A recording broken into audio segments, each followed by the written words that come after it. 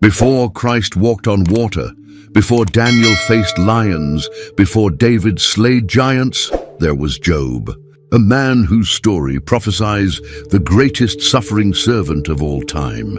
What you're about to witness isn't just ancient history, it's a divine blueprint.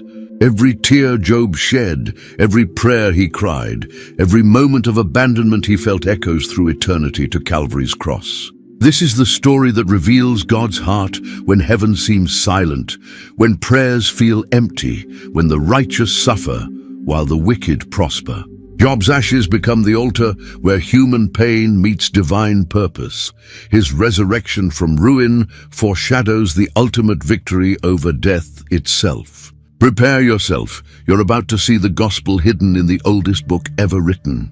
In the land of Uz lived a man whose name would echo through history. Job, chapter 1, opens with a description that seems almost too good to be true. Job was perfect and upright, one who feared God and turned away from evil. His wealth was absolutely staggering. 7,000 sheep, 3,000 camels, 500 pairs of oxen, and 500 female donkeys. His household was enormous, making him the greatest man among all the people of the East. But Job's true treasure wasn't his possessions, it was his family. 7 sons and 3 daughters filled his home with joy and laughter. These children loved each other deeply, taking turns hosting elaborate feasts in their homes. After each celebration, Job would rise early in the morning and offer burnt offerings for each of his children, thinking, "Perhaps my children have sinned and cursed God in their hearts." This he did regularly, showing a father's heart that constantly sought God's favor for his beloved family. Then something absolutely incredible happened that would change everything forever. The sons of God came to present themselves before the Lord, and Satan came among them. When God asked Satan where he had come from, Satan answered that he had been walking back and forth on the earth, roaming throughout it. Then God said something that would alter the course of history. "Have you considered my servant Job, that there is none like him on the earth? A blameless and upright man, one who fears God and shuns evil?" Satan's response cut straight to the heart of every question about faith and suffering that has ever been asked. Does Job fear God for nothing? Have you not made a hedge around him, around his household, and around all that he has on every side? You have blessed the work of his hands, and his possessions have increased in the land. But now, stretch out your hand and touch all that he has, and he will surely curse you to your face. The Lord's answer would shock anyone who is listening. Behold, all that he has is in your power, only do not lay a hand on his person. In that single moment, a cosmic wager began that would test the very foundations of faith itself. The first test came swiftly and brutally, like a series of devastating hammer blows.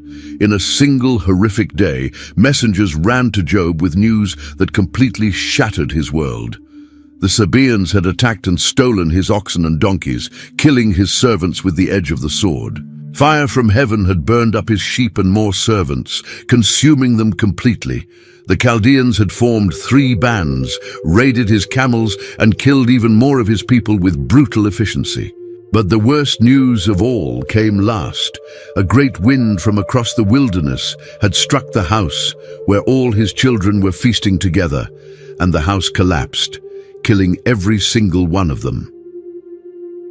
Job's response was absolutely remarkable and completely unexpected. He tore his robe, shaved his head, and fell to the ground in worship, saying these unforgettable words: "Naked I came from my mother's womb, and naked shall I return there. The Lord gave, and the Lord has taken away. Blessed be the name of the Lord."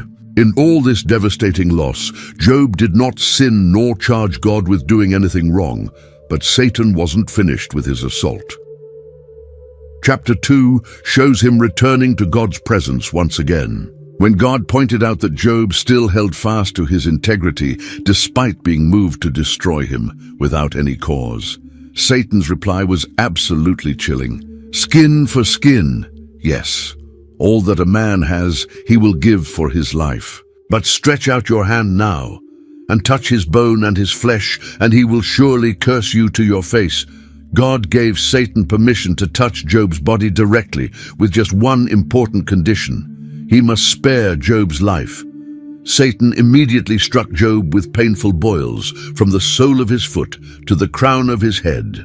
Job sat among the ashes and scraped himself with a piece of broken pottery, trying to find some relief from the constant burning pain. Then came perhaps the most heartbreaking moment of the entire ordeal. Job's wife, watching her husband's unbearable agony day after day, spoke words that were born from her own desperate pain. "Do you still hold fast to your integrity? Curse God and die." But Job answered her with words that have inspired countless sufferers throughout history. "You speak as one of the foolish women speaks. Shall we indeed accept good from God, and shall we not accept adversity?" In all this terrible suffering, Job did not sin with his lips. When Job's three friends, Eliphaz the Temanite, Bildad the Shuhite, and Zophar the Naamathite, heard about all the trouble that had come upon him, they made an appointment together to come and mourn with him and comfort him in his grief. But when they saw him from a distance, they could barely recognize the man they had known. They wept loudly, tore their robes, and sprinkled dust on their heads toward heaven. Then they sat with him on the ground for 7 full days and 7 long nights without speaking a single word to him, because they could see that his grief was extremely great. After 7 complete days of absolute silence, something finally broke deep inside Job's heart. Chapter 3 records words that shocked everyone who heard them and continue to shock readers today. Job opened his mouth and cursed the day of his birth with language that was raw and desperate. These weren't the calm, measured words of a patient sufferer. They were the desperate cries of a man who had been pushed far beyond his breaking point. "May the day perish on which I was born, and the night in which it was said, 'A male child is conceived.'" Job's overwhelming pain poured out in vivid, almost frightening language that revealed the depth of his anguish. He wished that day had been complete darkness, that God above had not sought it out, that no light had ever shined upon it. He wanted darkness and the shadow of death to claim it completely, clouds to settle on it, and the blackness of the day to terrify it with overwhelming gloom. His words grew even more intense and desperate as he continued speaking about that night. "May that night be barren. May no joyful shout come into it. May those curse it who curse the day, those who are ready to arouse Leviathan. May the stars of its twilight be dark. May it look for light, but have none, and not see the dawning of the day, because it did not shut up the doors of my mother's womb, nor hide sorrow from my eyes." But Job's deepest wish was actually much simpler and more heartbreaking than his dramatic curses. He wished with all his heart that he had died at birth. "Why did I not die at birth? Why did I not perish when I came from the womb? Why did the knees receive me, or why the breasts that I should nurse?" He painted a beautiful but tragic picture of death as a place of complete rest and peace, where the wicked cease from troubling, and there the weary are at rest. The most painful and piercing question came at the very end of his lament.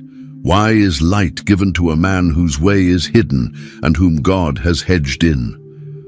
The very hedge of divine protection that Satan had complained about in chapter 1 now felt like an inescapable prison to Job. His sighs came before his food each day, and his groaning poured out like water continuously. Job's explosive outburst was met with genuine concern from his first friend, Eliphaz the Temanite. Chapter 4 shows Eliphaz trying to be gentle and diplomatic at first, almost apologetic for daring to speak at such a sensitive time. "If one attempts a word with you, will you become weary? But who can withhold himself from speaking?" He reminded Job of how he had been a source of strength to others in the past. "Your words have upheld him who was stumbling, and you have strengthened the feeble knees. But now it comes upon you, and you are weary, it touches you and you are troubled." But then Eliphaz asked the crucial question that revealed exactly what he was thinking. Is not your reverence your confidence, and the integrity of your ways your hope? Remember now, whoever perished being innocent, or where were the upright ever cut off? In Eliphaz's theological worldview, suffering always indicated sin. Good righteous people simply didn't suffer like this without having done something wrong first. To support his point and give weight to his argument, Eliphaz shared something absolutely extraordinary, a supernatural vision that he claimed to have received directly from the spirit world. Now a word was secretly brought to me, and my ear received a whisper of it. In disquieting thoughts from the visions of the night, when deep sleep falls on men, fear came upon me and trembling, which made all my bones shake throughout my entire body. The vision itself was absolutely terrifying in its supernatural manifestation. Then a spirit passed before my face. The hair on my body stood up. It stood still, but I could not discern its appearance clearly. A form was before my eyes. There was silence. Then I heard a voice saying, "Can a mortal be more righteous than God? Can a man be more pure than his Maker? If he puts no trust in his servants, if he charges his angels with error, how much more those who dwell in houses of clay, whose foundation is in the dust, who are crushed before a moth?" The Spirit's message seemed to provide strong support for Eliphaz's belief that Job must have sinned. Even the angels aren't considered perfect in God's sight.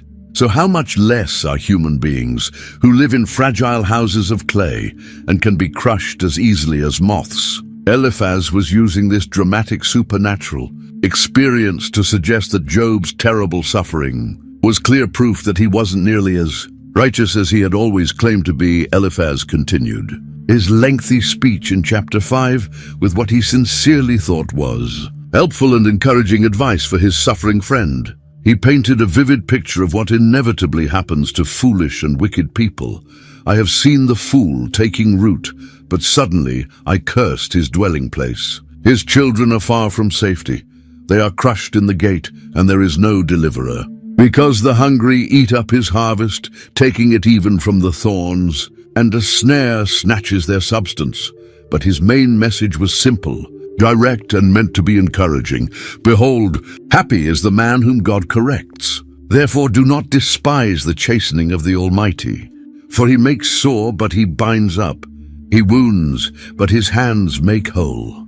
Eliphaz genuinely believed that Job's suffering was simply God's way of teaching him something important, a divine educational process that would ultimately benefit him greatly. He promised that if Job would seek God earnestly and make his prayer to the Almighty with a humble heart, absolutely everything would be restored to him and more. The restoration that Eliphaz described was incredibly beautiful and comprehensive. For he bruises, but he binds up. He wounds, but his hands make whole. He shall deliver you in 6 troubles, yes, in 7 no evil shall touch you. In famine he shall redeem you from death, and in war from the power of the sword. Eliphaz painted an amazing picture of complete security and divine protection. "You shall be hidden from the scourge of the tongue, and you shall not be afraid of destruction when it comes. You shall laugh at destruction and famine, and you shall not be afraid of the beasts of the earth. For you shall have a covenant with the stones of the field, and the beasts of the field shall be at peace with you." He promised that Job's tent would be secure, his dwelling completely safe, and when he visited his habitation, he would not sin. His descendants would be numerous like the grass of the earth. Job would come to his grave at a full age, like a sheaf of grain gathered in its proper season. Eliphaz ended his speech with complete confidence. "Behold, this we have searched out, it is true. Hear it, and know for yourself." Job's response in chapters 6 and 7 revealed just how deeply his friend's well-meaning words had actually hurt him. He began by wishing that his overwhelming grief could somehow be measured and weighed. "Oh, that my grief were fully weighed, and my calamity laid with it on the scales. For then it would be heavier than the sand of the sea. Therefore, my words have been rash." His words seemed Extreme because his spirit was being crushed under this completely impossible weight of suffering. Job felt like God himself was directly attacking him with supernatural weapons. For the arrows of the Almighty are within me. My spirit drinks in their poison. The terrors of God are arrayed against me. He wasn't complaining about nothing or being overly dramatic. Even wild animals don't cry out unless something is genuinely wrong. Does the wild donkey bray when it has grass, or does the ox low over its fodder? His overwhelming pain had made everything in life taste completely wrong to him. He couldn't eat because food had become absolutely disgusting. Can flavorless food be eaten without salt? Or is there any taste in the white of an egg? My soul refuses to touch them. They are as loathsome food to me. What he really wanted was simple, but completely impossible.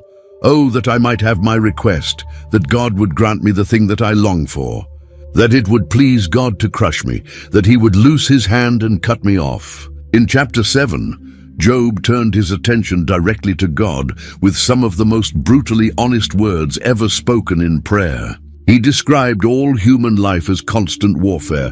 Is there not a time of hard service for man on earth? Are not his days also like the days of a hired man? Like a servant who earnestly desires the shade, and like a hired man who eagerly looks for his wages. So I have been allotted months of futility, and wearisome nights have been appointed to me.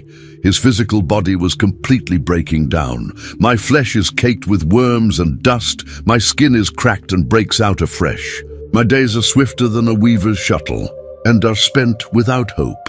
He reminded God that human life is incredibly brief. Like a breath that quickly disappears, whoever goes down to the grave doesn't come back up to see his house again.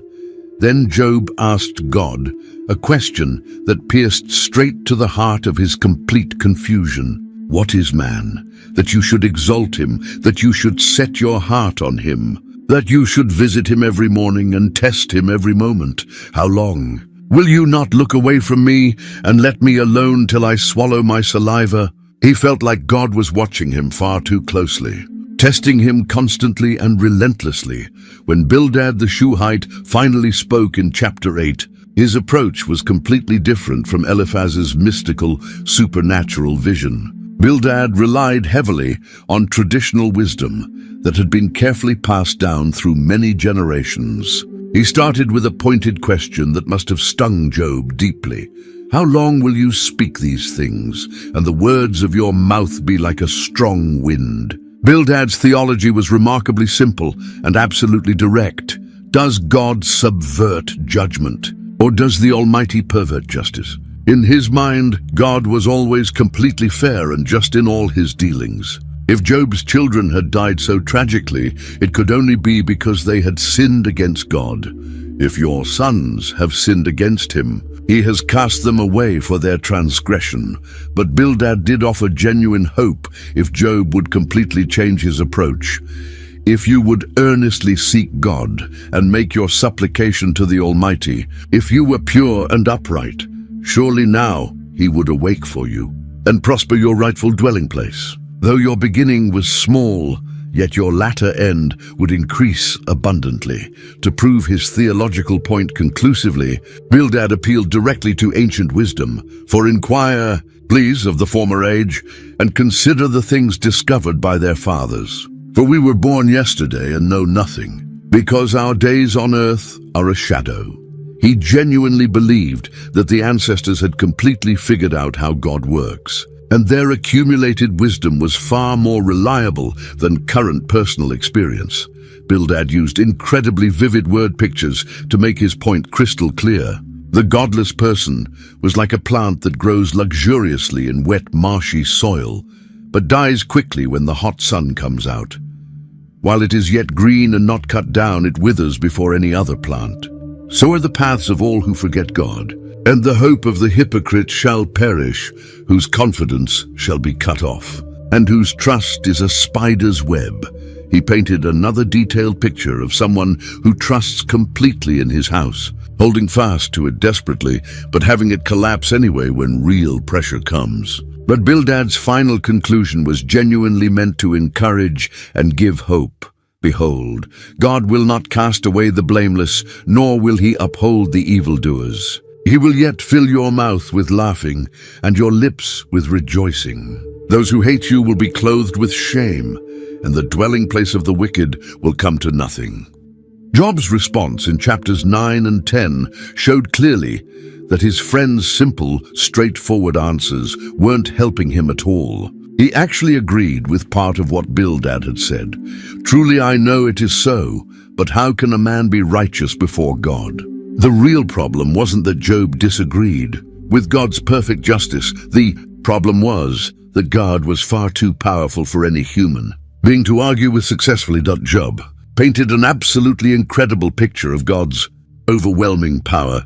He removes the mountains, and they do not know when he overturns them in his anger. He shakes the earth out of its place, and its pillars tremble. He commands the sun, and it does not rise. He seals off the stars. He alone spreads out the heavens and treads on the waves of the sea.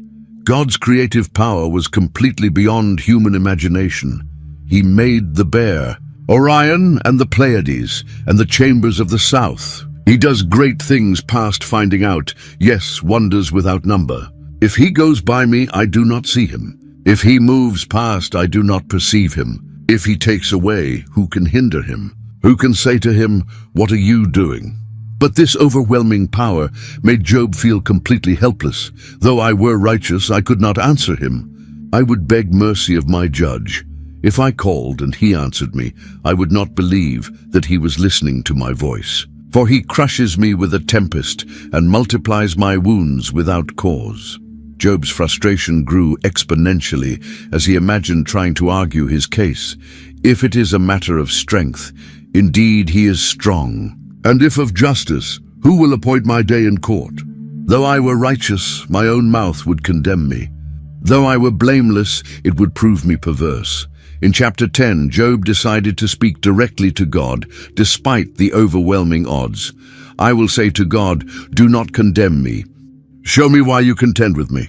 Does it seem good to you that you should oppress, that you should despise the work of your hands and smile on the counsel of the wicked? Job reminded God that he had made him.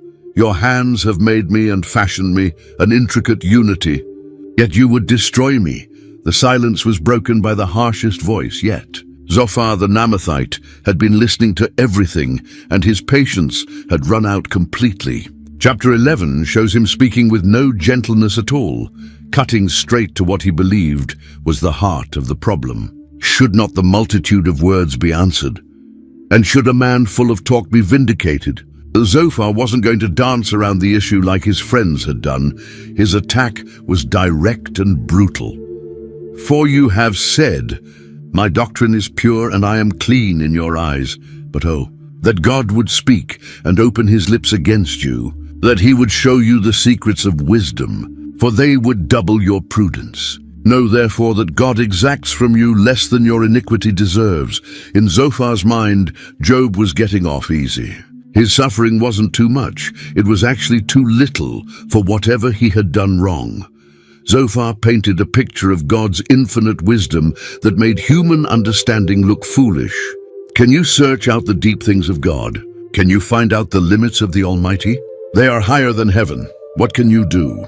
Deeper than Sheol. What can you know? Their measure is longer than the earth and broader than the sea. The implication was clear. Job couldn't possibly understand what God was doing, so he should stop complaining. Then Zophar delivered his diagnosis with surgical precision, for he knows deceitful men. He sees wickedness also. Will he not then consider it? For an empty-headed man will be wise when a wild donkey's colt is born a man. According to Zophar, Job was empty-headed, and God could see right through his pretense of righteousness. But Zophar also offered a way out, though it came wrapped in condemnation. If you would prepare your heart and stretch out your hands toward him, if iniquity were in your hand, and you put it far away, and would not let wickedness dwell in your tents, then surely you could lift up your face without spot. Yes, you could be steadfast and not fear. The solution was simple in Zophar's mind. Confess your hidden sins, and everything will be fine. He promised restoration if Job would just admit his guilt, because you would forget your misery and remember it as waters that have passed away, and your life would be brighter than noonday. Though you were dark, you would be like the morning, and you would be secure because there is hope. Yes, you would dig around you and take your rest in safety, but his final words carried a warning. But the eyes of the wicked will fail, and they shall not escape, and their hope, loss of life. Job had heard enough. Chapter 12 opens with words dripping with sarcasm that showed just how fed up he was with his friend's lectures. No doubt you are the people, and wisdom will die with you. The bitterness in Job's voice was unmistakable. He was tired of being treated like a fool by people who thought they had all the answers. His frustration poured out as he described his situation. But I have understanding as well as you. I'm not inferior to you. Indeed, who does not know such things as these? I'm one mocked by his friends, who called on God and he answered him. The just and blameless who is ridiculed. Job pointed out the cruel irony. He was being mocked by the very people who should have been comforting him. Then Job made an observation that must have stung his friends. A lamp is despised in the thought of one who is at ease. It is made ready for those whose feet slip. The tents of robbers prosper, and those who provoke God are secure in what God provides by his hand. He was pointing out that their simple theology didn't match reality. Bad people often lived comfortable lives while good people suffered. Job then launched into a magnificent description of God's power that showed he understood divine sovereignty better than his accusers did. But now ask the beasts, and they will teach you, and the birds of the air, and they will tell you, or speak to the earth, and it will teach you, and the fish of the sea will explain to you. Who among all these does not know that the hand of the Lord has done this? He continued with examples of God's absolute control over everything. With him are wisdom and strength. He has counsel and understanding. If he breaks a thing down, it cannot be rebuilt. If he imprisons a man, there can be no release. If he withholds the waters, they dry up. If he sends them out, they overwhelm the earth.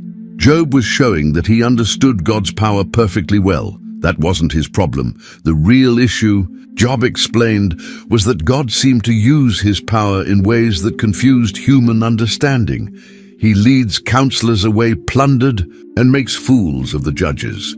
He loosens the bonds of kings and binds their waist with a belt.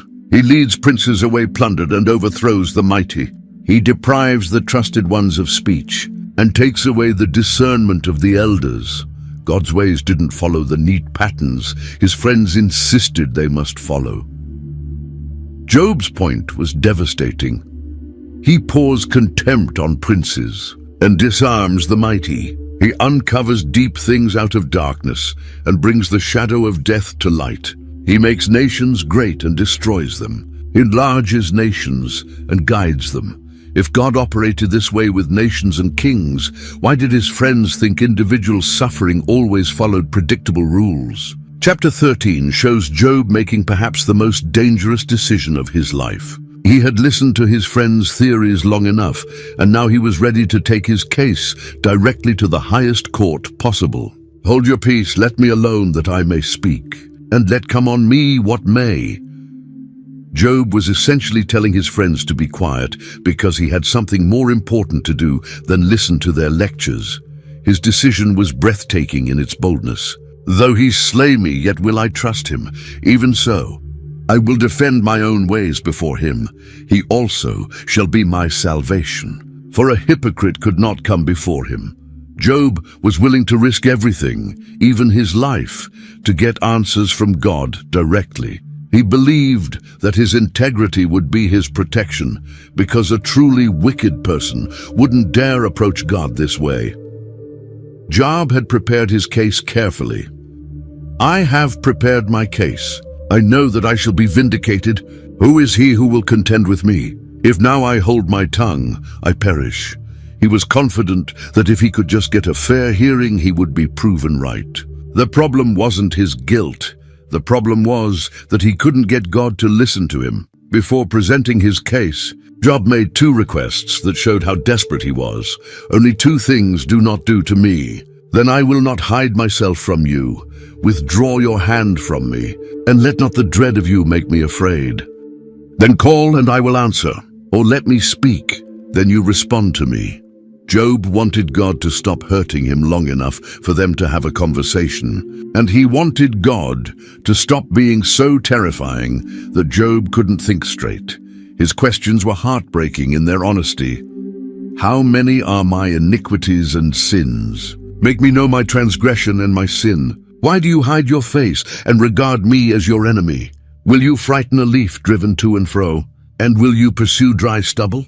Job genuinely didn't know what he had done wrong, and he felt like God was hunting him down, like he was some kind of dangerous criminal. The pain in Job's voice was unmistakable as he described his situation.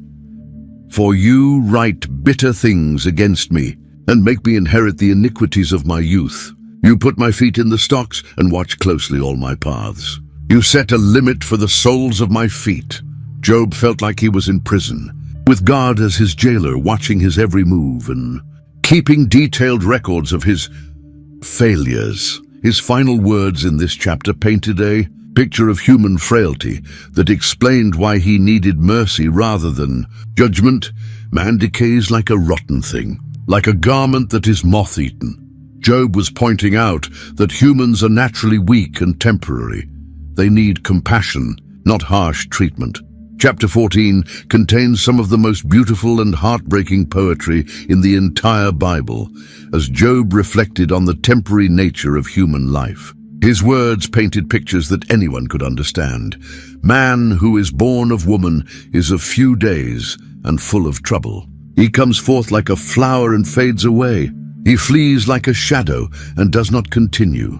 Job was saying that human life is naturally brief and difficult, like a flower that blooms and quickly dies, or a shadow that appears and disappears.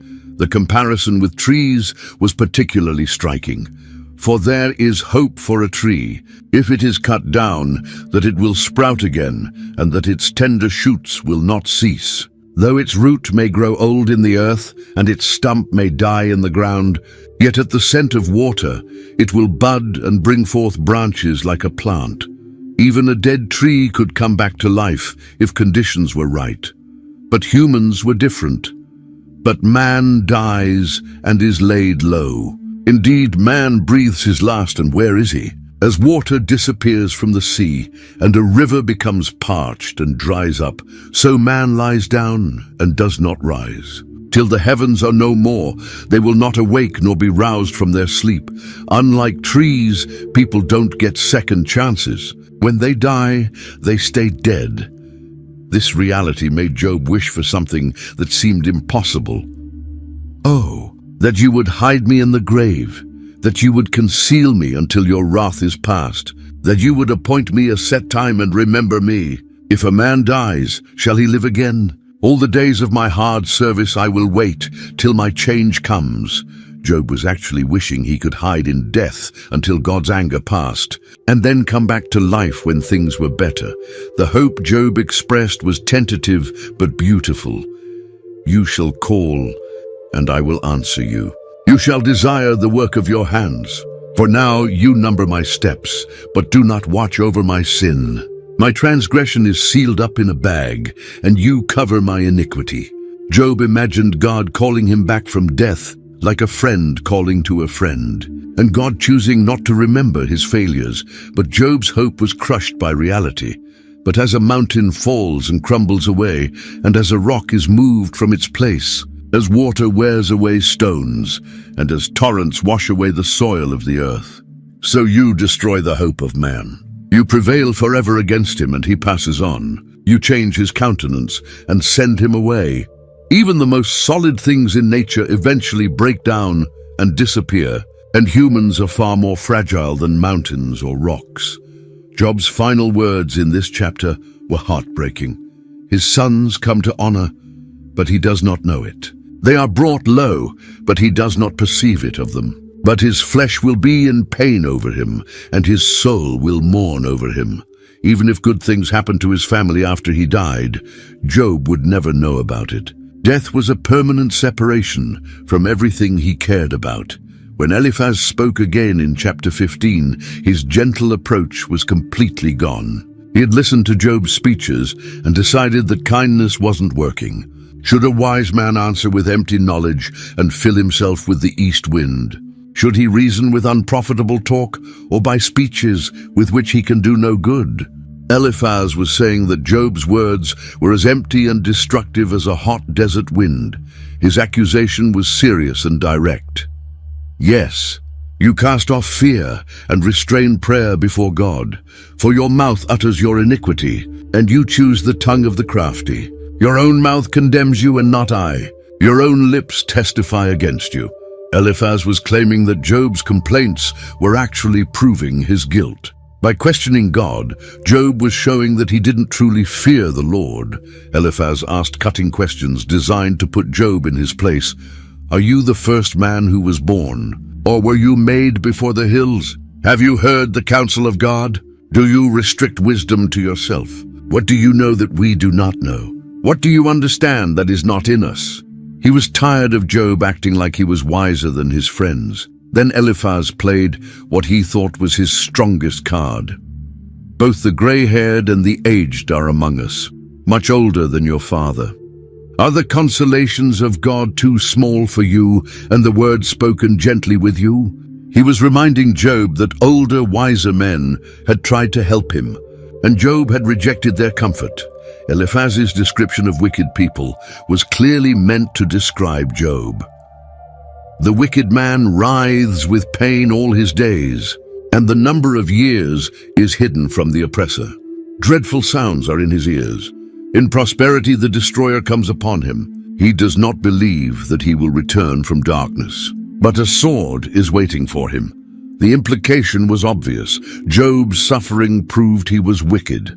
In chapter 16, Job's response revealed how deeply his friends' words had wounded him. I have heard many such things. Miserable comforters are you all. Shall words of wind have an end? Or what provokes you that you answer? I also could speak as you do, if your soul were in my soul's place. I could heap up words against you and shake my head at you. Job was pointing out that his friends were giving him the opposite of comfort. Job's description of what God was doing to him was violent and disturbing. He tears me in his wrath and hates me. He gnashes at me with his teeth. My adversary sharpens his gaze on me. They gape at me with their mouth. They strike me reproachfully on the cheek. They gather together against me. Job felt like God had become his enemy, attacking him with supernatural fury. The physical description of his suffering was heartbreaking. God has delivered me to the ungodly and turned me over to the hands of the wicked. I was at ease, but he has shattered me. He also has taken me by my neck and shaken me to pieces and set me up for his target. His archers surround me. He pierces my heart and does not pity. He pours out my gall on the ground. Job felt like God was using him for target practice, shooting arrows at him without mercy. Chapter 17 shows Job dealing with complete social rejection while clinging to a desperate hope. His description of his situation was pathetic. My spirit is broken. My days are extinguished. The graves are ready for me. Are not mockers with me? And does not my eye dwell on their provocation? Even his friends had become people who mocked him instead of helping him. Job felt completely isolated and misunderstood. He has made me a byword of the people, and I have become one before whom men spit. My eye has also grown dim because of sorrow, and all my members are like shadows. People were using his name as an example of someone cursed by God, and his physical condition was deteriorating rapidly. The reaction of righteous people to his situation made everything worse. Upright men are astonished at this, and the innocent stirs himself up against the hypocrite. Yet the righteous will hold to his way, and he who has clean hands will be stronger and stronger. Good people looked at Job's suffering and assumed he must be a hypocrite, which made them more determined to live righteously themselves. But in the middle of his despair, Job made an incredible declaration of faith. but he knows the way that I take. When he has tested me, I shall come forth as gold. My foot has held fast to his steps. I have kept his way and not turned aside. Despite everything that was happening, Job maintained that God knew his true character and would eventually vindicate him. Job's hope was based on something beyond his current circumstances. Even now, behold, my witness is in heaven, and my record is on high. My friends scorn me. My eyes pour out tears to God. Oh, that one might plead for a man with God, as a man pleads for his neighbor. Job believed that somewhere in heaven, there was a witness who knew the truth about his situation and would eventually speak up for him. This hope was precious to him because human help had failed. For when a few years are finished, I shall go the way of no return. My spirit is broken, my days are extinguished. The graves are ready for me. Job knew his time was running out, and if justice was going to come, it would have to come from heaven rather than earth. His final words in this section were filled with resignation about human friendship. But come back, all of you, and I shall not find one wise man among you. My days are past, my purposes are broken off, even the thoughts of my heart. Job had given up on getting help or understanding from the people around him. Bildad's second speech in chapter 18 was much shorter and much darker than his first attempt to help Job. He was clearly frustrated with Job's refusal to accept their explanations. How long till you put an end to words? Gain understanding, and afterward we will speak. Why are we counted as beasts and regarded as stupid in your sight? Bildad felt like Job was treating them like animals instead of wise counselors. His entire speech was basically one long, detailed description of what happens to wicked people, and the implication was clear.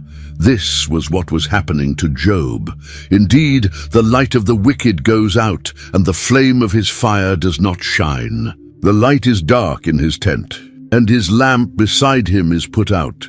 Bildad was saying that Job's prosperity had ended because he was wicked.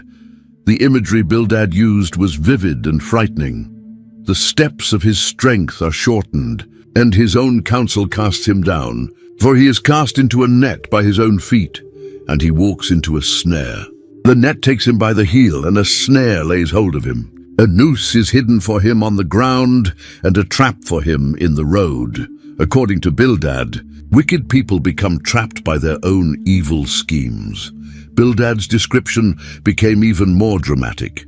Terrors frighten him on every side and drive him to his feet. His strength is starved, and destruction is ready at his side. It devours patches of his skin. The firstborn of death devours his limbs. The firstborn of death was probably a reference to the most terrible kind of disease, which certainly seemed to fit Job's condition. The social consequences Bildad described were devastating. He is driven from light into darkness and chased out of the world. He shall have neither son nor posterity among his people, nor any remaining in his dwellings. Those in the west are astonished at his day, as those in the east are frightened.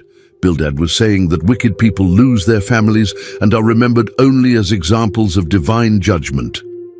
Job's response in chapter 19 began with pure exasperation. How long will you torment me and break me in pieces with words? These 10 times you have reproached me. You are not ashamed that you have wronged me. Job had reached his limit with his friends' accusations.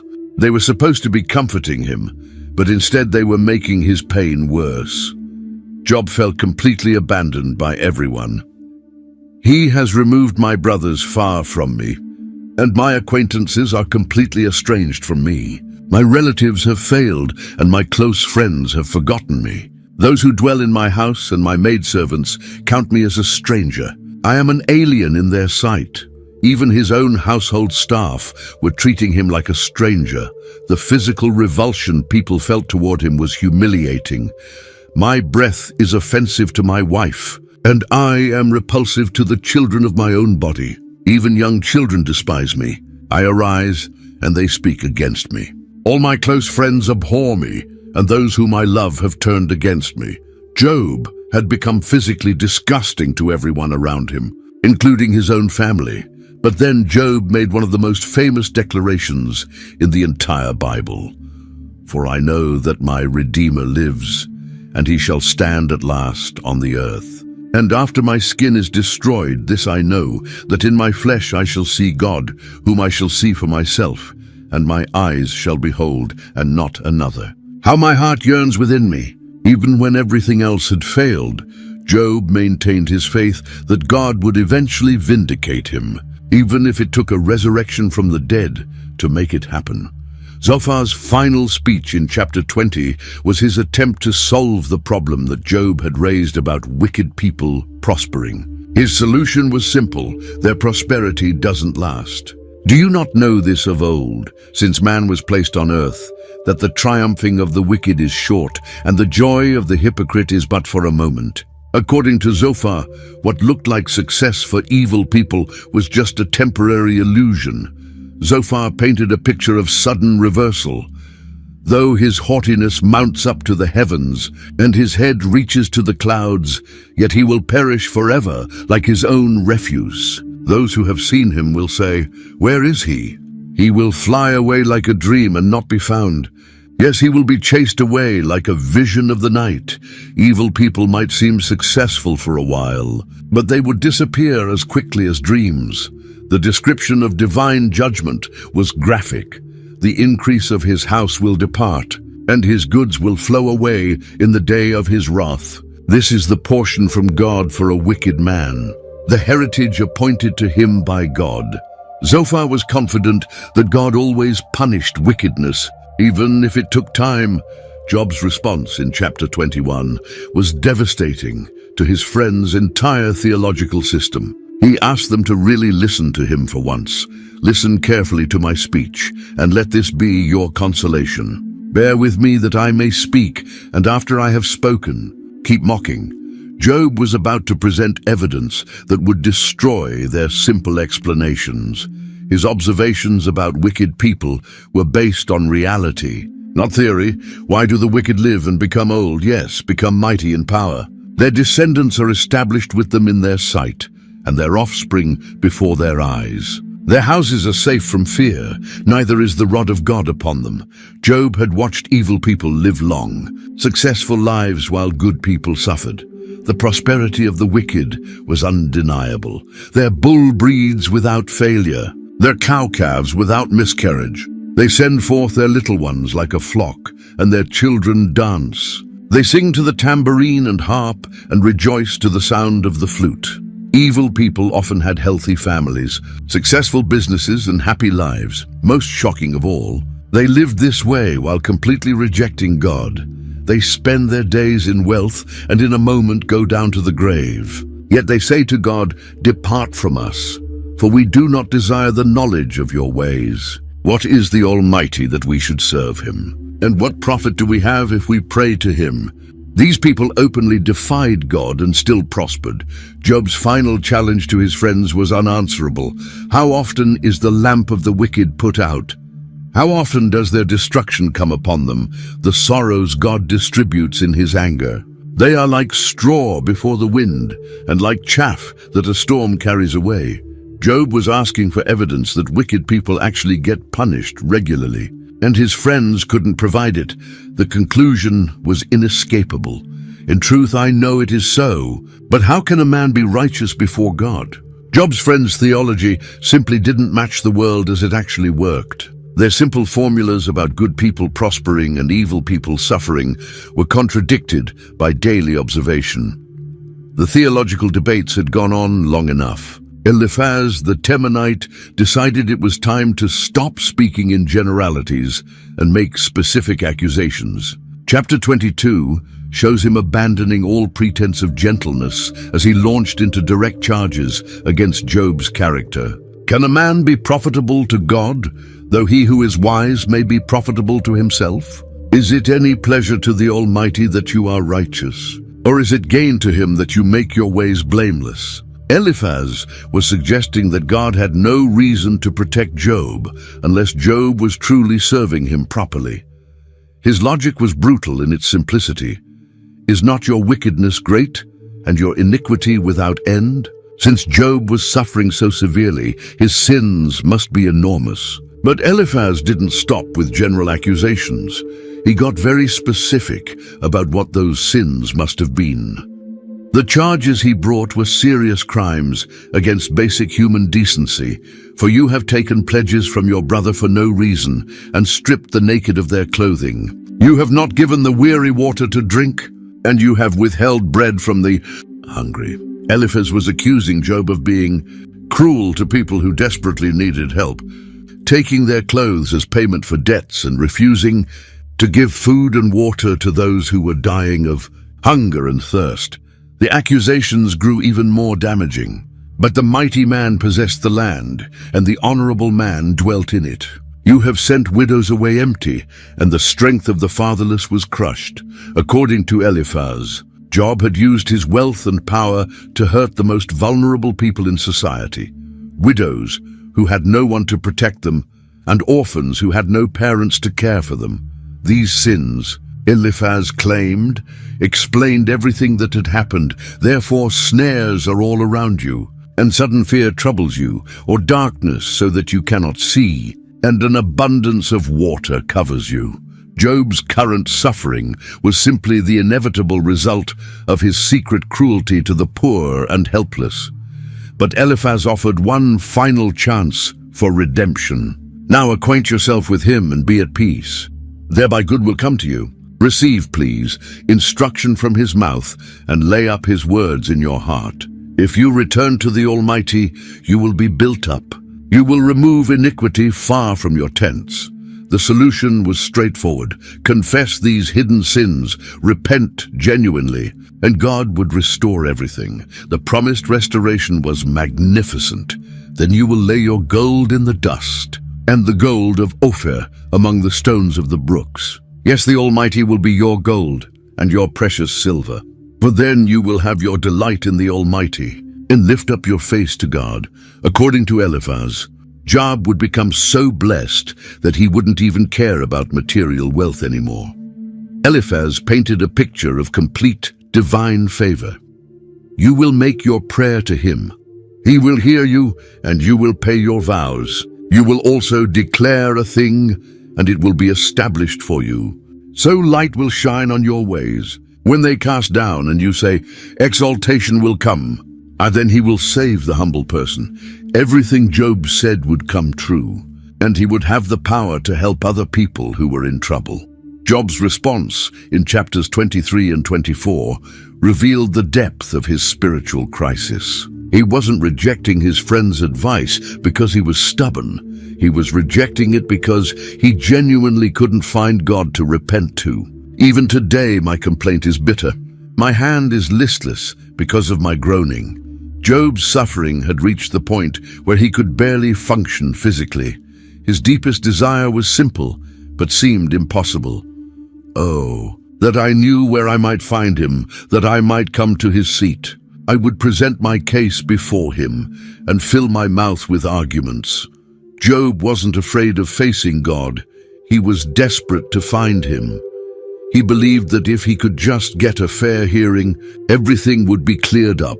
Job was confident about what would happen in that divine courtroom. There the upright could reason with him, and I would be delivered forever from my judge. He wasn't asking for mercy based on God's kindness. He was asking for justice based on his actual innocence. But God seemed to be deliberately hiding from him. Look, I go forward, but he is not there, and backward, but I cannot perceive him. When he works on the left hand, I cannot behold him. When he turns to the right hand, I cannot see him. No matter which direction Job looked, God was nowhere to be found. This game of divine hide-and-seek was driving Job to desperation. But it hadn't destroyed his faith. But he knows the way that I take. When he has tested me, I shall come forth as gold. My foot is held fast to his steps. I have kept his way and not turned aside. I have not departed from the commandment of his lips. I have treasured the words of his mouth more than my necessary food. Job maintained that his life had been characterized by careful obedience to God's commands. Yet, this very God who knew Job's righteousness had become terrifying, but he is unique, and who can make him change? And whatever his soul desires that he does. For he performs what is appointed for me, and many such things are with him. Therefore I am terrified at his presence. When I consider this, I'm afraid of him. Job was caught between his confidence in his innocence and his terror of God's absolute power. In chapter 24, Job turned his attention to the broader problem of injustice in the world. If his friend's theology was correct, why was evil so common and unpunished? Since times are not hidden from the Almighty, why do those who know him see not his days? If God was in control and always punished evil, why didn't good people see evidence of his justice? Job painted vivid pictures of the crimes that went unpunished every day. Some remove landmarks, they seize flocks violently and feed on them. They drive away the donkey of the fatherless. They take the widow's ox as a pledge. People were stealing land, taking animals from those who couldn't defend themselves, and cheating widows and orphans. The exploitation of the poor was systematic and cruel. They push the needy off the road. All the poor of the land are forced to hide. Indeed, like wild donkeys in the desert, they go out to their work, searching for food. The wilderness yields food for them and for their children. They gather their fodder in the field and glean in the vineyard of the wicked. Poor people were being pushed out of society entirely, forced to live like wild animals just to survive. The working conditions were horrific. They cause the poor to go naked without clothing, and they take away the sheaves from the hungry. They press out oil within their walls and tread wine presses, yet suffer thirst. People were working to produce food and clothing, but weren't allowed to have any for themselves. Even worse crimes happened under cover of darkness. The murderer rises with the light. He kills the poor and needy, and in the night he is like a thief. The eye of the adulterer waits for the twilight, saying, "No eye will see me," and he disguises his face. Murderers and adulterers operated openly, confident they would never face consequences. Job's conclusion was devastating to his friend's theology. They are on the face of the waters. Their portion is cursed in the earth, so that no one turns into the way of their vineyards. As drought and heat consume the snow waters, so the grave consumes those who have sinned. Even when evil people eventually died, they often lived long, successful lives before that happened. By chapter 25, Bildad the Shuhite had apparently run out of arguments. His third speech was remarkably short, only 6 verses compared to his earlier lengthy presentations. It seemed like he was grasping for something, anything, to say that might still support the friend's position. Dominion and fear belong to him. He makes peace in his high places. Bildad was trying to emphasize God's absolute authority, as if that alone settled all questions. His main point was humanity's complete insignificance before God. How then can man be righteous before God? Or how can he be clean who is born of a woman? Look even to the moon, and it does not shine. Yes, the stars are not pure in his sight. How much less man who is a maggot, and a son of man who is a worm? Bildad's argument had been reduced to calling humans worms and maggots. This was a pathetic ending to what had started as confident theological instruction.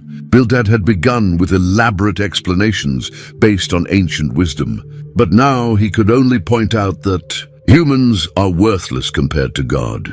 It wasn't really an answer to Job's questions. It was an admission that the friends didn't have answers. Job's response in chapter 26 was magnificent and devastating. He began with sarcasm that showed just how unimpressed he was with Bildad's final effort. How have you helped him who is without power? How have you saved the arm that has no strength? How have you counseled one who has no wisdom? And how have you declared sound advice to many? Job was pointing out that Bildad's words had provided no help, strength, wisdom, or good advice. Then Job proceeded to demonstrate that he understood God's power far better than his friend did. The dead tremble, those under the waters and those inhabiting them. Sheol is naked before him, and destruction has no covering. God's power reached even into the realm of the dead, where human understanding couldn't go. Job's description of divine power was breathtaking in its scope. He stretches out the north over empty space. He hangs the earth on nothing. He binds up the water in his thick clouds, yet the clouds are not broken under it. He covers the face of his throne and spreads his cloud over it. God controlled the very structure of creation, holding the earth in space and managing the weather systems. The boundaries God established were absolute. He drew a circular horizon on the face of the waters, at the boundary of light and darkness. The pillars of heaven tremble and are astonished at his rebuke. God had set limits that even the most powerful forces in creation couldn't cross. Job's conclusion showed that human understanding of God's power was necessarily limited. Indeed, these are the mere edges of his ways, and how small a whisper we hear of him. But the thunder of his power, who can understand? Everything humans could observe about God was just the tiniest hint of his true power, like hearing a whisper when the reality was thunder. This wasn't the speech of someone who didn't understand God's greatness. Job knew exactly how powerful God was, which made his questions even more urgent, not less important. Chapter 27 shows Job making one of the most solemn declarations possible. He began with an oath that invoked the very God who seemed to be opposing him. As God lives, who has taken away my justice, and the Almighty, who has made my soul bitter, as long as my breath is in me, and the breath of God in my nostrils, my lips will not speak wickedness, nor my tongue utter deceit. Job was swearing by God's own life that he would continue telling the truth, even though God appeared to be treating him unjustly. This oath was essentially Job's final answer to his friends' demands that he confess hidden sins. Far be it from me that I should say you are right. Till I die, I will not put away my integrity from me. My righteousness I hold fast and will not let it go. My heart shall not reproach me as long as I live. Job was willing to die rather than lie about his character. His integrity was more important to him than getting relief from his suffering. But Job wasn't content to just defend his own innocence. He turned the tables on his friends completely. May my enemy be like the wicked, and he who rises up against me like the unrighteous. Job was essentially saying that anyone who opposed him was in the wrong, including his three friends. Then Job did something unexpected. He began describing what happens to wicked people, but he did it in a way that seemed to agree with his friends' theology. For what is the hope of the hypocrite, though he may gain much, if God takes away his soul? Will God hear his cry when trouble comes upon him? Job seemed to be accepting that wicked people do eventually get punished. His description of divine judgment was detailed and frightening. Will he delight himself in the Almighty? Will he always call on God? I will teach you about the hand of God. What is with the Almighty I will not conceal. Surely all of you have seen it. Why then do you behave with complete nonsense? Job was claiming that his friends had seen evidence of God's judgment, but were drawing the wrong conclusions from it. The fate of the wicked man's family was particularly tragic. If his children are multiplied, it is for the sword, and his offspring shall not be satisfied with bread. Those who survive him shall be buried in death, and their widows shall not weep. Even if evil people had large families, those families would eventually be destroyed. Their wealth would be temporary. Though he heaps up silver like dust and piles up clothing like clay, he may pile it up, but the just will wear it, and the innocent will divide the silver. Everything wicked people accumulated would eventually go to righteous people. The destruction would be sudden and complete. He builds his house like a moth, like a booth which a watchman makes. The rich man will lie down, but not be gathered up. He opens his eyes, and he is no more. Terrors overtake him like a flood. A tempest steals him away in the night. All their security would prove to be as fragile as a moth's cocoon. Job's final words in this chapter were ominous. The east wind carries him away, and he is gone. It sweeps him out of his place. It hurls against him and does not spare. He flees desperately from its power. Men shall clap their hands at him and shall hiss him out of his place. When the wicked finally fell, people would be glad to see them go. The implication was clear.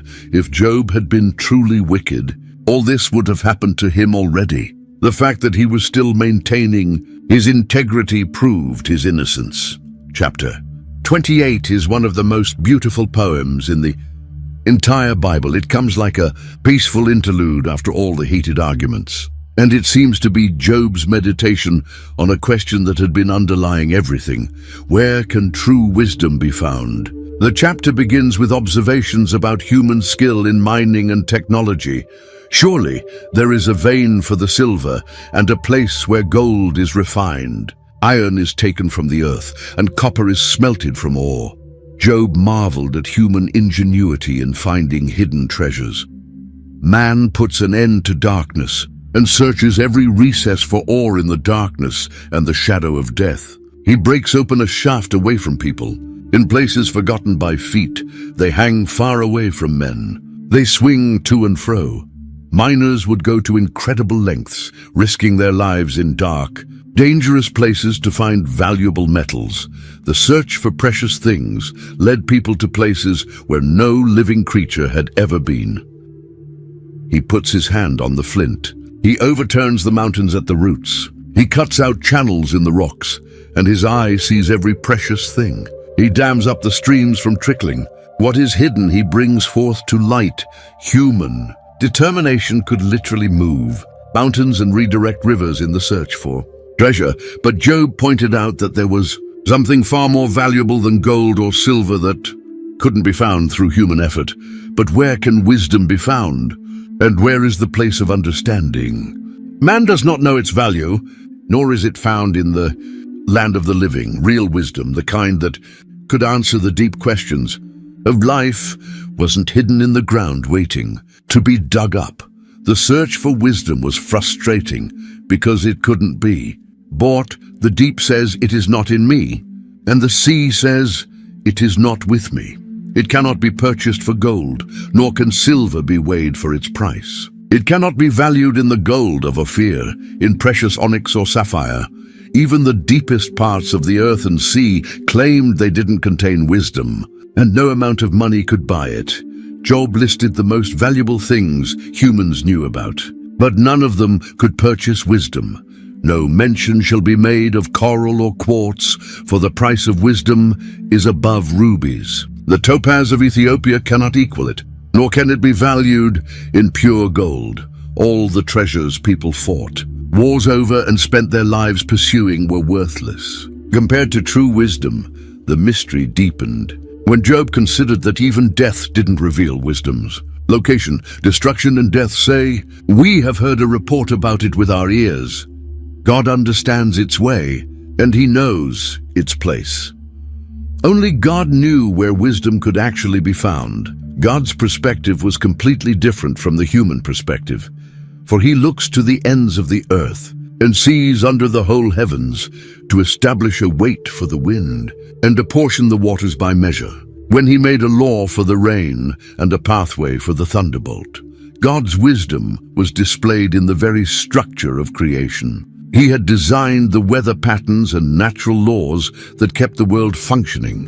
The revelation of wisdom's true location was simple but profound. Then he saw wisdom and declared it. He prepared it, indeed he searched it out. And to man he said, "Behold, the fear of the Lord, that is wisdom, and to depart from evil is understanding." True. Wisdom wasn't hidden in some secret place.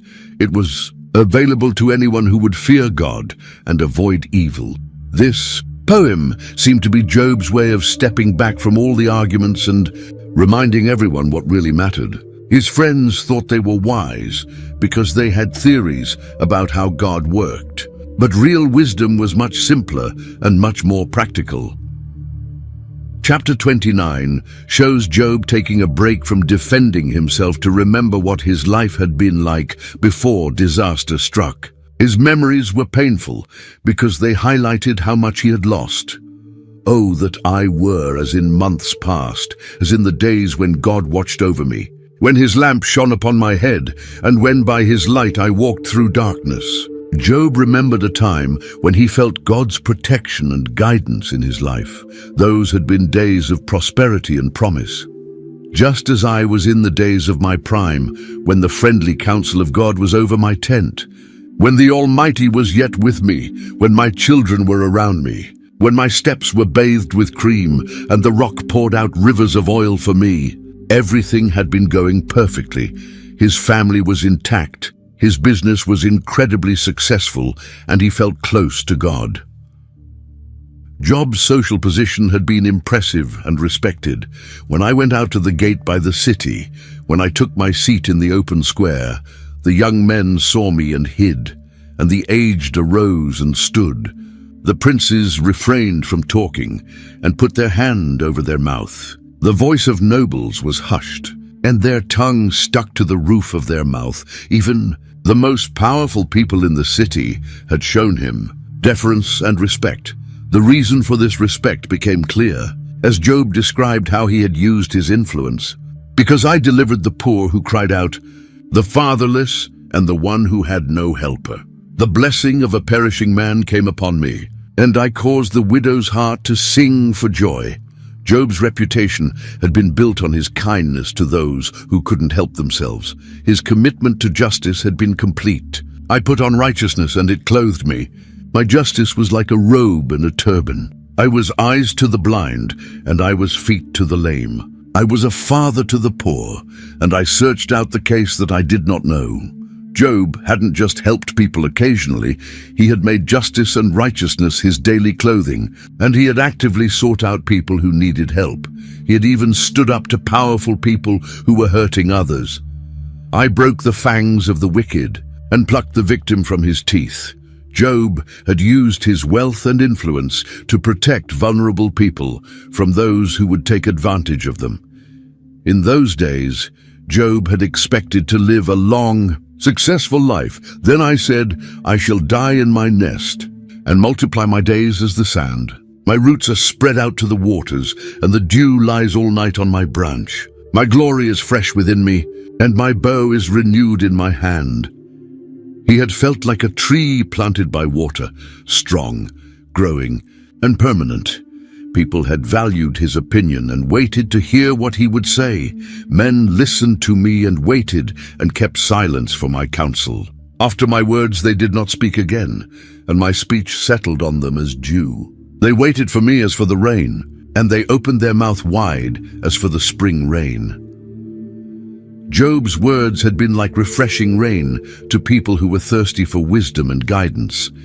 His presence had brought comfort and hope to others. I chose the way for them and sat as chief. So I dwelt as a king in the army, as one who comforts mourners. Job had been a leader who brought comfort to people who were grieving and direction to people who were confused. The contrast between Job's past glory and his current humiliation was devastating. Chapter 30 begins with Job describing how the social order had completely reversed. But now they mock at me, men younger than I, whose fathers I would have disdained to put with the dogs of my flock. People who had once respected Job now openly mocked him, including young men whose fathers Job wouldn't have considered good enough to work as shepherds. These weren't respectable people who had turned against him. They were society's outcasts.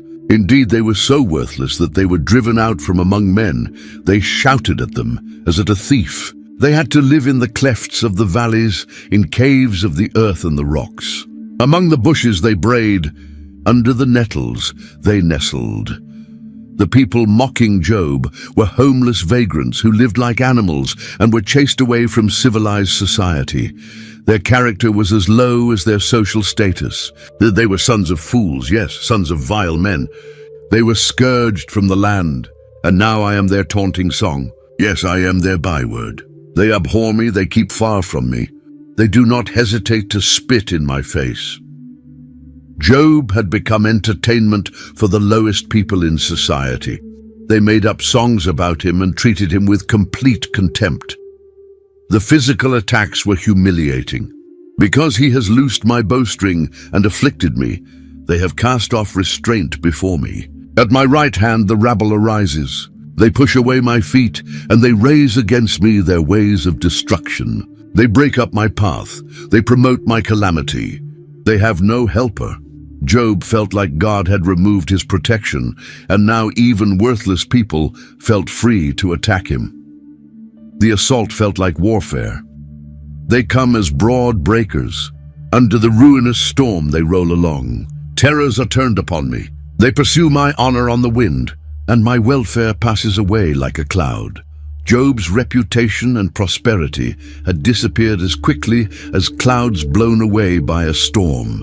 The emotional and spiritual pain was as bad as the physical suffering. And now my soul is poured out because of my plight. The days of affliction take hold of me. My bones are pierced in me at night, and my gnawing pains take no rest. By great force my garment is disfigured. It binds me about as the collar of my coat.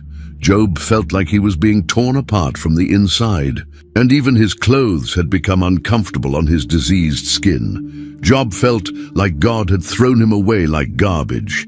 He has cast me into the mire, and I have become like dust and ashes. I cry out to you, but you do not answer me. I stand up and you regard me, but you have become cruel to me. With the strength of your hand, you oppose me. The God who had once protected and blessed Job now seemed to be actively fighting against him.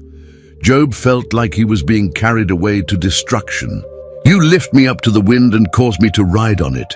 You spoil my success. For I know that you will bring me to death, and to the house appointed for all living. Job believed that God was deliberately destroying him and that death was the inevitable result. The cruelest part was that Job had always helped others in similar situations. Surely he would not stretch out his hand against a heap of ruins if they cry out when he destroys. Have I not wept for him who was in trouble? Has not my soul grieved for the poor? Job had always been compassionate toward people who were suffering, so why wasn't he receiving the same compassion? The disappointment was overwhelming. When I looked for good, evil came to me. And when I waited for light, darkness came. My heart is in turmoil and cannot rest.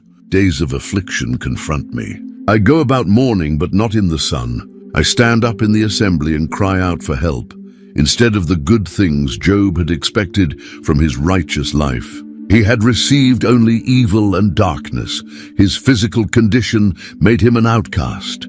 My skin grows black and falls from me. My bones burn with fever.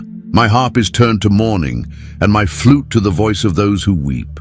Even his musical instruments could only produce sad sounds that matched his grief.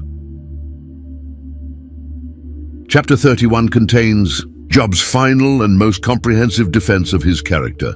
This wasn't just a general claim of innocence. It was a detailed oath covering every area of moral behavior.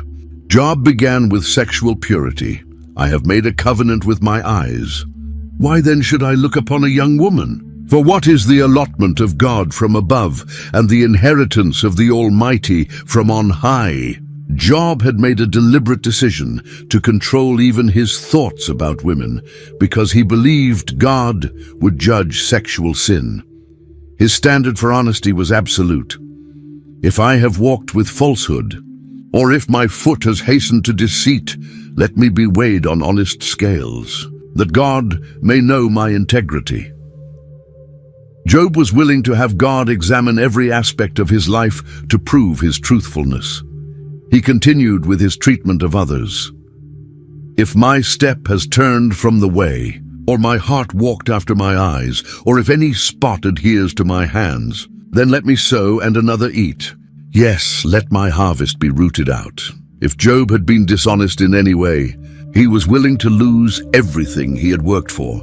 The oath covered adultery specifically. If my heart has been enticed by a woman, or if I have lurked at my neighbor's door, then let my wife grind for another, and let others bow down over her. For that would be wickedness. Yes, it would be iniquity deserving of judgment. Job understood that adultery wasn't just a private sin. It would destroy families and communities. His treatment of servants revealed his character.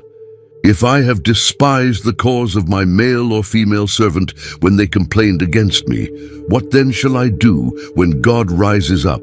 When he punishes, how shall I answer him? Did not he who made me in the womb make him? Did not the same one fashion us in the womb? Job had treated his servants fairly because he understood that God had created all people equally. His care for the poor had been extensive. If I have kept the poor from their desire, or caused the eyes of the widow to fail, or eaten my morsel by myself, so that the fatherless could not eat of it, but from my youth I grew up with him as with a father, and from my mother's womb I guided the widow. Job had shared his resources with those in need from the time he was young. He had provided practical help to those who needed it. If I have seen anyone perish for lack of clothing, or any poor man without covering, if his heart has not blessed me, and if he was not warmed with the fleece of my sheep. Job had made sure that people had adequate clothing, especially during cold weather. His attitude toward wealth was healthy. If I have made gold my hope, or said to find gold, you are my confidence. If I have rejoiced because my wealth was great, and because my hand had gained much. Job hadn't put his trust in money or become proud because of his prosperity. He had avoided idolatry completely. If I have observed the sun when it shines, or the moon walking in brightness, so that my heart has been secretly enticed, and my mouth has kissed my hand, this also would be an iniquity deserving of judgment, for I would have denied God who is above. Job had never been tempted to worship the sun, moon, or stars like some of his neighbors did. His attitude toward his enemies was generous. If I have rejoiced at the destruction of him who hated me, or lifted myself up when evil found him, indeed I have not allowed my mouth to sin by asking for a curse on his soul. Job hadn't celebrated when bad things happened to people who didn't like him, and he had never cursed anyone. His hospitality was famous. If the men of my tent have not said, who is there that has not been satisfied with his meat? But no sojourner had to lodge in the street. For I have opened my doors to the traveler. Job's household was known for feeding anyone who was hungry and providing shelter to travelers. He had never tried to hide his sins. If I have covered my transgressions as Adam, by hiding my iniquity in my bosom, because I feared the great multitude, and dreaded the contempt of families, so that I kept silence and did not go out of the door. When Job had done something wrong, he had been honest about it instead of trying to cover it up. His final challenge was bold. Oh, that I had one to hear me. Here is my mark. Oh, that the Almighty would answer me, that my prosecutor had written a book. Surely I would carry it on my shoulder. I would bind it on me like a crown. I would declare to him the number of my steps. Like a prince I would approach him. Job was so confident in his integrity that he wanted God to write down all the charges against him so he could answer them publicly. A fourth voice suddenly broke into the conversation. Chapter 32 introduces Elihu, son of Barachel the Buzite, who had been listening to everything with growing frustration. So these three men ceased answering Job because he was righteous in his own eyes. Then the wrath of Elihu, the son of Barachel the Buzite, of the family of Ram, was aroused against Job. His wrath was aroused because he justified himself, rather than God. This young man was angry at Job for seeming to put his own righteousness above God's, but Elihu was equally angry at the three friends. Also against his three friends his wrath was aroused, because they had found no answer, and yet had condemned Job. They had accused Job without being able to prove their case, which made God look bad in the process. Elihu had waited respectfully for his elders to finish speaking. Now, because they were years older than he, Elihu had waited to speak to Job. When Elihu saw that there was no answer in the mouth of these three men, his wrath was aroused. Age was supposed to bring wisdom, but these older men had failed completely. His frustration poured out as he explained why he finally decided to speak. I am young in years, and you are very old. Therefore I was afraid and dared not declare my opinion to you.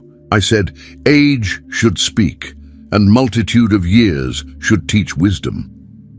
But there is a spirit in man, and the breath of the Almighty gives him understanding. Elihu believed that wisdom came from God, not just from getting older. He had been bursting to speak. for I am full of words. The spirit within me compels me. Indeed, my belly is like wine that has no vent. It is ready to burst like new wineskins. Elihu felt like he would explode if he didn't get to share what God had shown him. His approach would be different from the others. I will speak, that I may find relief. I will open my lips and answer. Let me not, I pray, show partiality to anyone, nor let me flatter any man, for I do not know how to flatter, else my Maker would soon take me away. Elihu promised to be completely honest, without favoritism toward anyone. In chapters 33 and 34, Elihu began teaching about how God actually communicates with people. His message was that God was constantly trying to reach humans, but they often missed his messages. Surely God speaks once, yes, twice, yet man does not perceive it. In a dream, in a vision of the night, when deep sleep falls upon men, while slumbering on their beds, then he opens the ears of men and seals their instruction. God used dreams and visions to teach people important lessons. The purpose of this communication was protective. In order to turn man from his deed and conceal pride from man, he keeps back his soul from the pit and his life from perishing by the sword. God was trying to save people from making mistakes that would destroy them. Elihu also taught that suffering itself was a form of divine communication. Man is also chastened with pain on his bed and with strong pain in many of his bones, so that his life abhors bread and his soul succulent food. His flesh wastes away from sight, and his bones stick out, which once were not seen. Sometimes God used physical pain to get people's attention, but even in suffering, God provided help. If there is a messenger for him, a mediator, one among 1,000, to show man his uprightness, then he is gracious to him and says, "Deliver him from going down to the pit. I have found a ransom." God would send someone to help explain what he was doing and provide a way of escape. In chapter 34, Elihu addressed the question of God's justice directly. Far be it from God that he should do wickedness, and from the Almighty that he should commit iniquity. For he repays man according to his work, and makes man to find a reward according to his way. Elihu insisted that God was always perfectly fair in his dealings with people. His logic was simple. Surely God will never do wickedly, nor will the Almighty pervert justice. Who gave him charge over the earth? Or who appointed him over the whole world? Since God owned everything and answered to no one, he had no reason to be unfair or corrupt. Chapters 35 and 36 show Elihu explaining that God was so great that human actions couldn't really affect him. Look to the heavens and see, and behold the clouds, they are higher than you. If you sin, what do you accomplish against him? Or if your transgressions are multiplied, what do you do to him? God was too high and mighty to be hurt by human failures. Similarly, human goodness didn't make God richer. If you are righteous, what do you give him? Or what does he receive from your hand? Your wickedness affects a man such as you, and your righteousness a son of man. People's actions affected other people, but they didn't change God's essential nature. This didn't mean God didn't care about justice. Because of the multitude of oppressions, they cry out. They cry out for help because of the arm of the mighty. But no one says, "Where is God my Maker, who gives songs in the night, who teaches us more than the beasts of the earth, and makes us wiser than the birds of heaven?" God heard when people were being mistreated, but he wanted them to turn to him for help. In chapter 36, Elihu painted a picture of God's perfect justice in action. Behold, God is mighty, but despises no one. He is mighty in strength of understanding. He does not preserve the life of the wicked, but gives justice to the oppressed. God used his power to protect those who couldn't protect themselves. God's way of dealing with righteous people was completely different. He does not withdraw his eyes from the righteous, but they are on the throne with kings, for he has seated them forever, and they are exalted. God watched over good people and eventually gave them positions of honor and authority. When righteous people did suffer, It was always for a purpose, and if they are bound in fetters, held in the cords of affliction, then he tells them their work and their transgressions, that they have acted defiantly. He also opens their ear to instruction and commands that they turn from iniquity. Suffering was God's way of teaching important lessons. Chapter 37 shows Elihu pointing to the approaching thunderstorm as evidence of God's awesome power.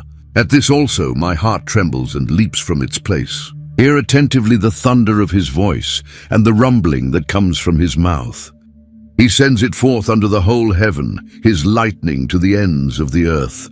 After it a voice roars. He thunders with his majestic voice, and he does not restrain them when his voice is heard. The storm was like God's voice speaking to the world. Elihu described God's control over weather patterns. God thunders marvelously with his voice. He does great things which we cannot comprehend. For he says to the snow, "Fall on the earth." Likewise to the gentle rain and the heavy rain of his strength. God commanded every snowflake and raindrop. The storm served multiple purposes. He seals the hand of every man, that all men may know his work.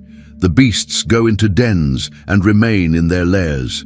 From the chamber of the south comes the whirlwind, and cold from the scattering winds of the north. And weather reminded both people and animals that God was in control of everything. Elihu marveled at God's creative power. By the breath of God ice is given, and the broad waters are frozen. Also with moisture he saturates the thick clouds. He scatters his bright clouds. And they swirl about, being turned by his guidance, that they may do whatever he commands them on the face of the whole earth. Every cloud and weather pattern followed God's directions perfectly. As the storm grew more intense, Elihu pointed out human limitations. Listen to this, O Job. Stand still and consider the wondrous works of God. Do you know when God dispatches them and causes the light of his cloud to shine? Do you know how the clouds are balanced, those wondrous works of him who is perfect in knowledge? Humans couldn't even understand how clouds stayed in the sky, much less control them. The storm was building toward something magnificent, and now men cannot look at the light when it is bright in the skies, when the wind has passed and cleared them. He comes from the north as golden splendor.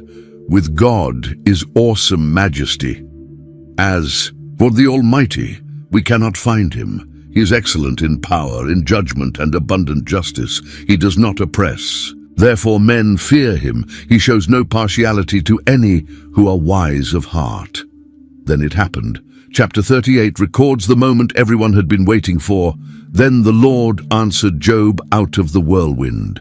God finally broke his silence. But his first words weren't what anyone expected. Who is this who darkens counsel by words without knowledge? Now prepare yourself like a man. I will question you and you shall answer me. Instead of answering Job's questions, God began asking his own questions about creation. Where were you when I laid the foundations of the earth? Tell me if you have understanding. Who determined its measurements? Surely you know. Or who stretched the line upon it? To what were its foundations fastened? Or who laid its cornerstone when the morning stars sang together and all the sons of God shouted for joy? God's questions came rapid fire, covering every aspect of the natural world. Or who shut in the sea with doors when it burst forth and issued from the womb? When I made the clouds its garment and thick darkness its swaddling band? When I fixed my limit for it and set bars and doors? When I said, this far you may, come but no farther, and here your proud waves must stop. The interrogation continued with questions about light and darkness. Have you commanded the morning since your days began, and caused the dawn to know its place, that it might take hold of the ends of the earth, and the wicked be shaken out of it? God was pointing out that Job had never controlled even basic things like sunrise. Chapter 39 focused on wild animals that no human could control. Do you know the time when the wild mountain goats bear young? Or can you mark when the deer gives birth? Can you number the months that they fulfill? Or do you know the time when they bear young? God had designed intricate systems for animal reproduction that worked perfectly without human help. The wild donkey was completely independent. Who set the wild donkey free? Who loosed the bonds of the onager, whose home I have made the wilderness, and the barren land his dwelling? He scorns the tumult of the city, he does not heed the shouts of the driver. And this animal lived exactly the life God had planned for it. God asked about the mighty ox. Will the wild ox be willing to serve you? Will he bed by your manger? Can you bind the wild ox in the furrow with ropes? Or will he plow the valleys behind you? Some animals were simply too powerful for humans to control, no matter how hard they tried. Chapter 40 begins with God giving Job a chance to respond. Moreover, the Lord answered Job and said, "Shall the one who contends with the Almighty correct him? He who rebukes God, let him answer it." This was Job's opportunity to defend his complaints against God. Job's first response was humble and brief. Then Job answered the Lord and said, "Behold, I am vile. What shall I answer you? I lay my hand over my mouth. Once I have spoken, but I will not answer. Yes, twice, but I will proceed no further." The cosmic interrogation had shown Job how little he actually understood about God's ways. But God wasn't finished. His second speech began with an even more direct challenge. Then the Lord answered Job out of the whirlwind and said, "Now, prepare yourself like a man. I will question you, and you shall answer me. Would you indeed annul my judgment? Would you condemn me that you may be justified?" God was asking Job directly whether he thought he could do a better job of running the universe. God challenged Job to try taking over. Have you an arm like God? Or can you thunder with a voice like his? Then adorn yourself with majesty and splendor, and array yourself with glory and beauty. Disperse the rage of your wrath. Look on everyone who is proud, and humble him. If Job thought he could do better, let him try controlling proud and evil people. Then God introduced Job to Behemoth. "Look now at the behemoth, which I made along with you. He eats grass like an ox. See now, his strength is in his hips, and his power is in his stomach muscles. He moves his tail like a cedar. The sinews of his thighs are tightly knit." This was a creature of incredible size and strength that God had created. Behemoth's power was awesome. His bones are like beams of bronze, his ribs like bars of iron. He is the first of the ways of God. Only he who made him can bring near his sword. This animal was so mighty that only God could control it. The creature was completely fearless.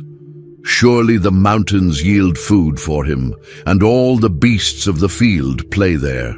He lies under the lotus trees in a covert of reeds and marsh. The lotus trees cover him with their shade. The willows by the brook surround him.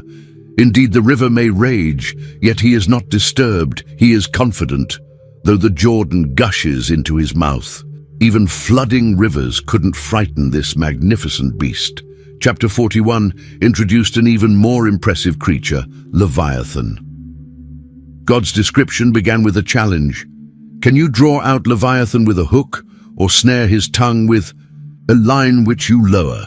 Can you put a reed through his nose, or pierce his jaw with a hook? This sea monster was completely beyond human ability to capture or control. God asked sarcastically whether Job could make Leviathan into a pet. Will he make many supplications to you? Will he speak softly to you? Will he make a covenant with you? Will you take him as a servant forever? Will you play with him as with a bird, or will you leash him for your maidens? The idea of taming this creature was ridiculous. The monster's physical defenses were impenetrable.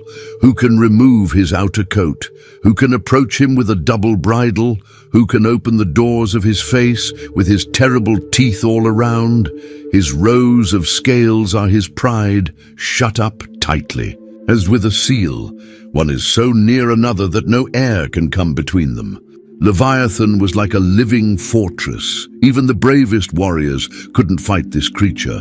The sword that reaches him cannot avail, nor does spear, dart, or javelin. He regards iron as straw and bronze as rotten wood. The arrow cannot make him flee. Slingstones become like stubble to him. Darts are regarded as straw. He laughs at the threat of javelins. Human weapons were completely useless against Leviathan. The creature's very presence was terrifying. His sneezings flash forth light, and his eyes are like the eyelids of the morning. Out of his mouth go burning lights, sparks of fire shoot out, smoke goes out of his nostrils as from a boiling pot, and burning rushes. Leviathan breathed fire like a dragon. God's final point was devastating.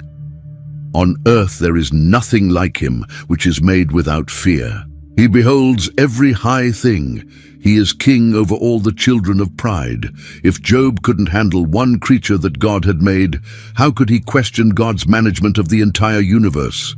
Chapter 42 shows Job's complete surrender to God's wisdom.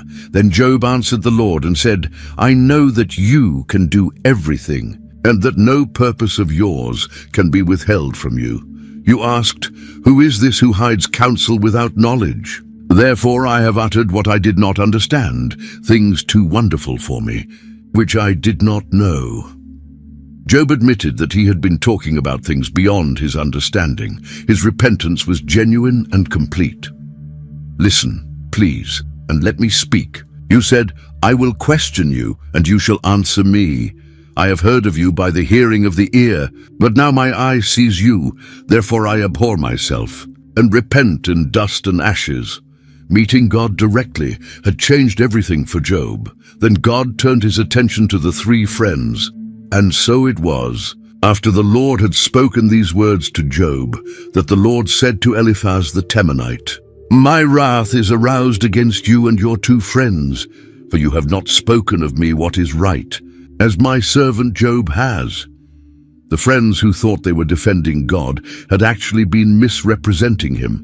God's instructions for them were humbling.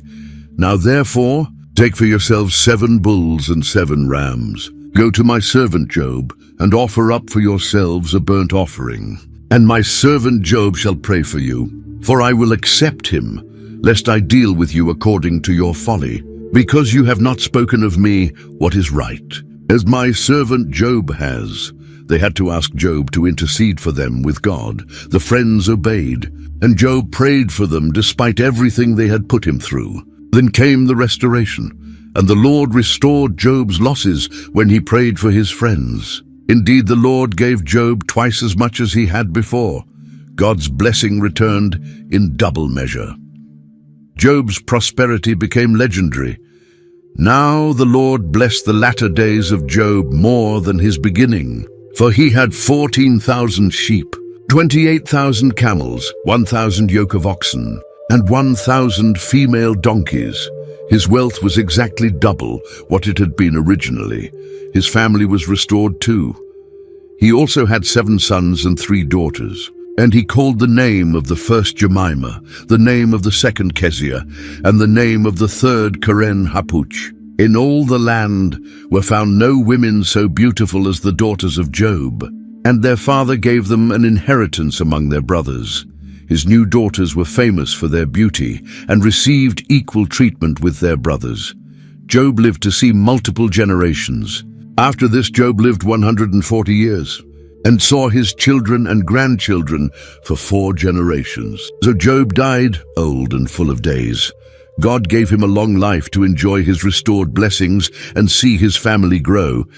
If this journey through Job's story opened your eyes to something new, hit that subscribe button and join our community of seekers who aren't afraid to ask the hard questions. Share this video with someone who needs to hear that their pain has a purpose, that their questions matter to God, and that restoration is possible even when everything seems lost. The book of Job proves that honest wrestling with God isn't rebellion, it's relationship. And sometimes the most profound answers come not in explanations, but in encounters with the Almighty Himself. Don't let this revelation end here. Subscribe, share, and keep seeking.